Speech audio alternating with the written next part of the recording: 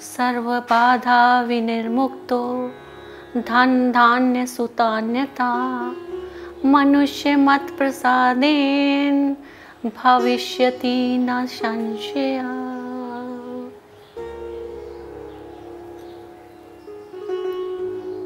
माँ हमारे घर विराजित हैं। नित्य दिन प्रतिदिन माता का पूजन अर्चन हो रहा है। अष्टमी तिथि आने पर माँ के लिए हवन करने का विधान है।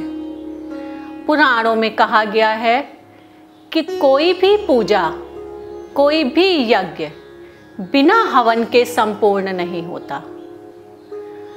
हवन का अर्थ है ईश्वर को, देवों को हविष्य द्वारा प्रसन्न करना।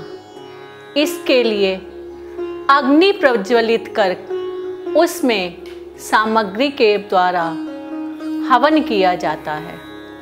इसके लिए हवन कुंड की आवश्यकता होती है। बहुत कठिन हवन नहीं होता है। आजकल जैसे कि पुरोहित और पंडित यदि हमारे यहाँ उपस्थित नहीं हैं तो कोई भी चिंता का विषय नहीं है।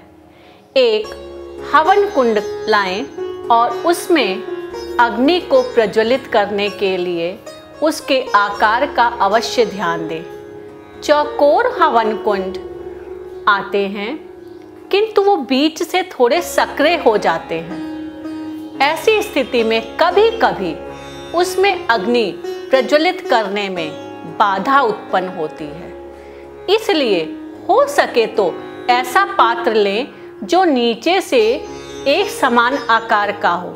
ऐसी स्थिति में अग्नि बहुत ही सुंदर रूप में उसमें प्रज्वलित होती है। अब उसके लिए आप सामग्री का एकत्रीकरण करें। हवन, नीम, पलाश, घी, कपूर, इसके साथ साथ शर्करा आदि कई लकड़ियों के द्वारा किया जाता है, जिससे समिधा तैयार की जाती है। ये समिधा बाजार में आसानी से मिल जाती है। अतः इसके लिए हमें एक एक चीज का एकत्रीकरण करने की कोई आवश्यकता नहीं है। जिस भी दुकान पर सामग्री या पूजन का सामान मिलता हो, जब आप उससे समिधा लेने का अनुरोध करेंगे तो वह बनी बनाई समिधा आपको उपलब्ध करा देगा। जहाँ पर भी हवन करना है, प्रयास करें कि हवन थोड़ा खुले स्थान में हो। इसके लिए घर का आंगन या बड़ा कमरा भी हो सकता है। और यदि ऐसी परिस्थितियां नहीं हैं तो माता के निकट जहाँ पर उनकी स्थापना हुई है, इस हवन कुंड को रखने के लिए स्थान को बहुत ही अच्छे से धोएं, साफ करें। कभी भी इस बात का हमेशा ध्यान रखें कि कभी भी कोई भी पूजन बिना शुद्धता के ना हो, बिना स्वच्छता के ना हो। अतः हवन कुंड रखने वाले स्थान को जल से धोएं।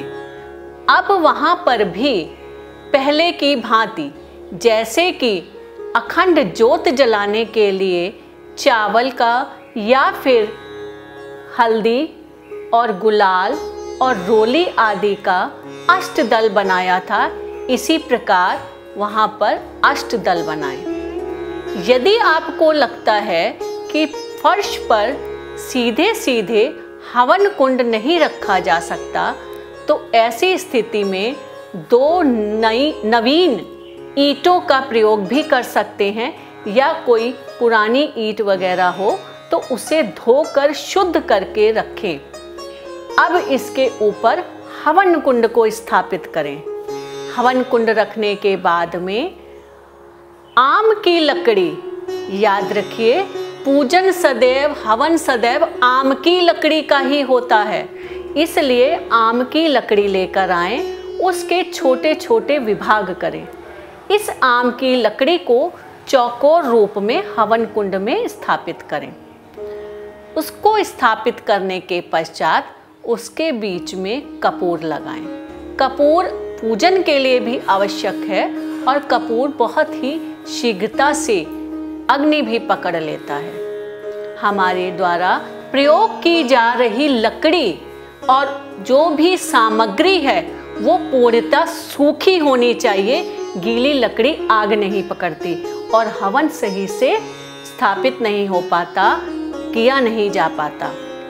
अब उसमें कपूर को डालकर ईश्वर का ध्यान करते हुए अग्नि प्रज्वलित करें और सबसे पहले ओम अग्ने स्वाहा, ओम गणेशाय नमः स्वाहा, ओम गौरियाय नमः स्वाहा,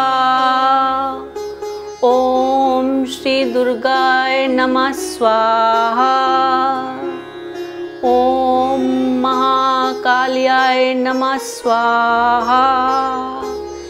इस प्रकार मंत्रों का प्रयोग करते हुए समिधा डालें। याद रखें, समिधा सदैव स्वाहा बोलने पर ही डालनी है।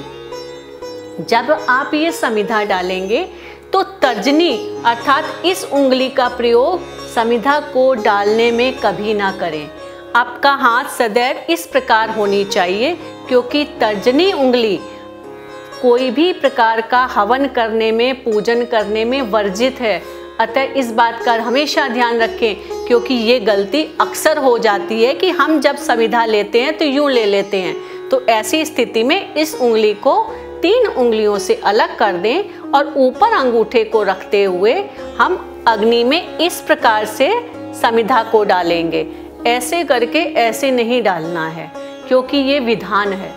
इसको यूं उठाएं और इस प्रकार समिधा डालें और हमेशा स्वाहा बोलने पर ही डालें।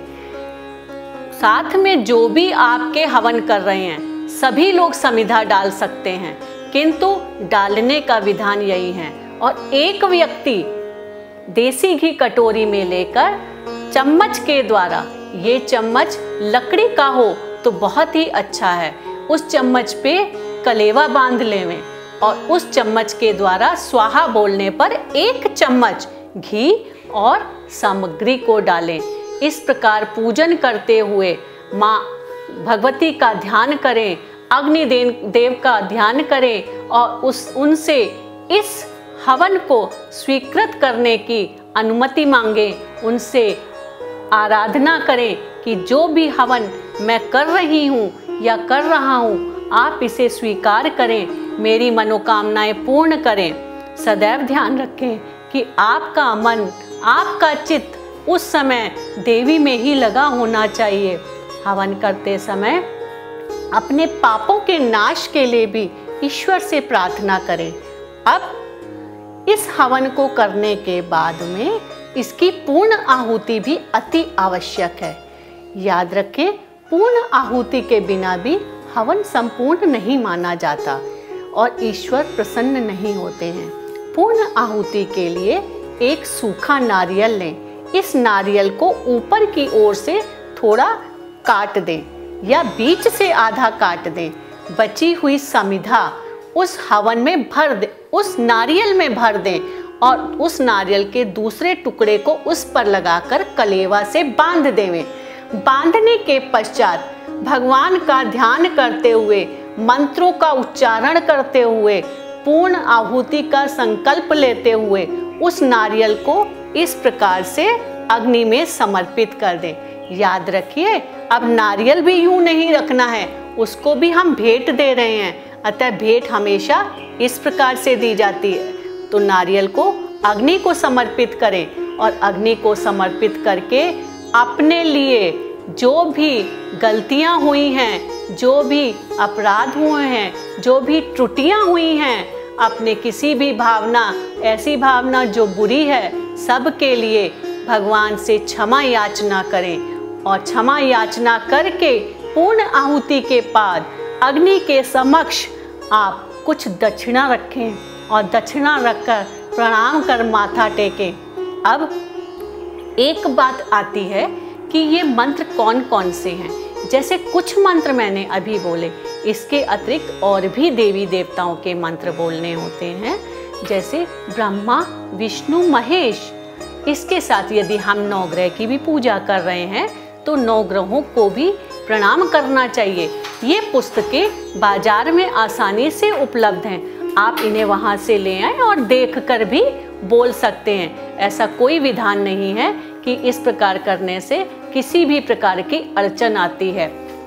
हवन का क्या महत्व है? हवन ने हवन किया, पूजन किया, इसके अपने वैज्ञानिक और स्वास्थ्य से संबंधित महत्व भी हैं। जैसे हवन करने से घर की नकारात्मकता पूरी तरह समाप्त हो जाती है।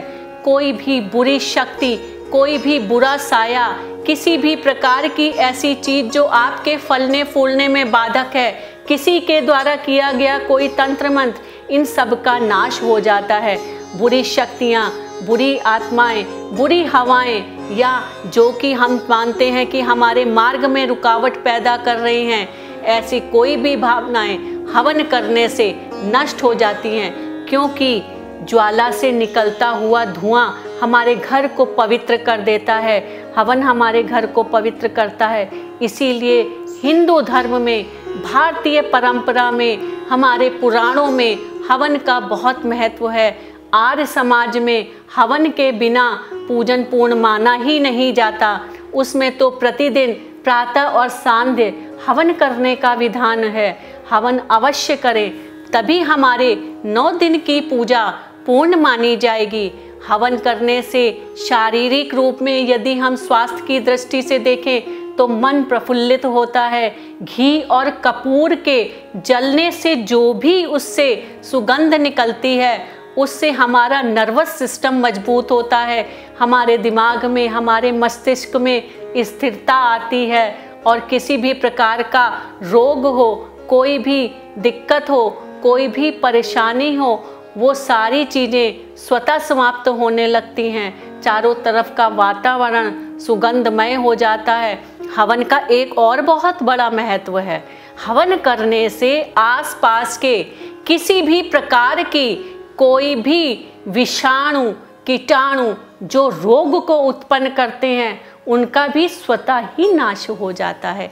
इस बात का ध्यान रखें। और हवन करने के पश्चात हवन के पास दक्षिणा रखते हुए, अपने भावनाओं को माँ को अर्पित करते हुए और क्षमा मांगते हुए, जो भी हमारे द्वारा इन 9 दिनों में, इन 8 दिनों में गलतियाँ हुई हैं, उनको आप क्षमा करें। हमारे पूजन की त्रुटियों को क्षमा करें।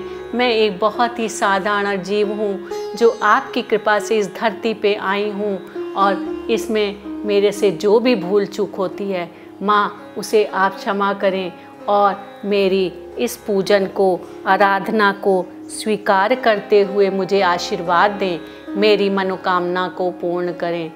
बोल सचियाँ जोता वाली माता तेरी सदा ही जय।